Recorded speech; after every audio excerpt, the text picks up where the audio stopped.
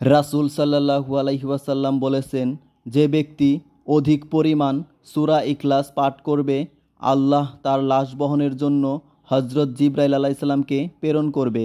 সুবহানাল্লাহ। হাদিসখানা শুনে যদি আপনাদের ভালো লাগে তাহলে লাইক, কমেন্ট, শেয়ার করে দিবেন। রাসূল সাল্লাল্লাহু আলাইহি ওয়াসাল্লাম বলেছেন, যে ব্যক্তি আমার উপর দরুদ পাঠ করতে ভুলে গেল, সে জান্নাতের পথ চিনতেও ভুলে গেল। হাদিসখানা শুনে যদি আপনাদের ভালো লাগে তাহলে লাইক, কমেন্ট, শেয়ার করে দিবেন।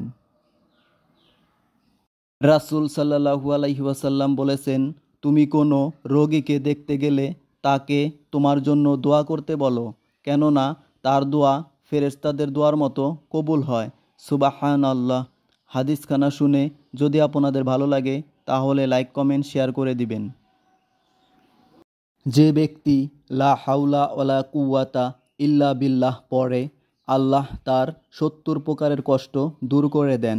তার মধ্যে সবচেয়ে ছোট হলো দারিদ্রতা। সুবহানাল্লাহ। ভিডিওটি যদি আপনাদের ভালো লাগে তাহলে লাইক, কমেন্ট, শেয়ার করে দিবেন। নিশ্চয়ই আল্লাহ ন্যায় বিচারকারীদের ভালোবাসেন।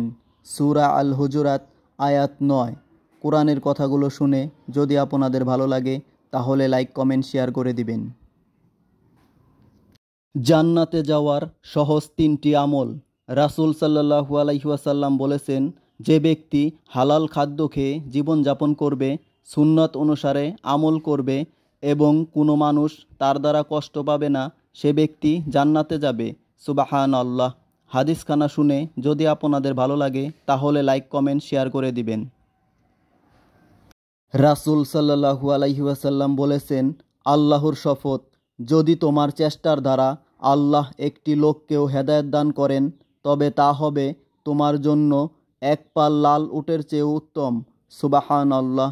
হাদিসখানা শুনে যদি আপনাদের ভালো লাগে তাহলে লাইক, কমেন্ট, শেয়ার করে দিবেন। রাসূল সাল্লাল্লাহু আলাইহি ওয়াসাল্লাম বলেছেন, দোয়া ব্যতীত অন্য কোনো কিছুই ভাগ্যের পরিবর্তন করতে পারে না এবং সৎ কাজ ব্যতীত অন্য কোনো কিছুই হায়াত বাড়াতে পারে না। সুবহানাল্লাহ।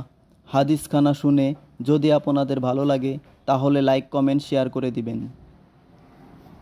রাসূল সাল্লাল্লাহু আলাইহি ওয়াসাল্লাম বলেছেন, যে ব্যক্তি এ সাক্ষ্য দিয়েছে যে আল্লাহ ছাড়া প্রকৃত কোনো মাবুদ নেই এবং মুহাম্মদ সাল্লাল্লাহু আলাইহি ওয়াসাল্লাম আল্লাহর রাসূল, আল্লাহ তাআলা তার জন্য জাহান্নামের আগুন হারাম করে দিয়েছেন।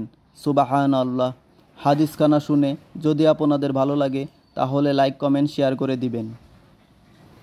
রাসূল সাল্লাল্লাহু আলাইহি ওয়াসাল্লাম বলেছেন, যে ক্ষমা করবে আল্লাহ তার সম্মান বাড়িয়ে দেবেন, আর যে আল্লাহর সন্তুষ্টি লাভের জন্য বিনয় ও নম্রতা দেখাবে আল্লাহ তাআলা তাকে উঁচু মর্যাদা দেবেন। সুবহানাল্লাহ। হাদিসখানা শুনে যদি আপনাদের ভালো লাগে তাহলে লাইক, কমেন্ট, শেয়ার করে দিবেন।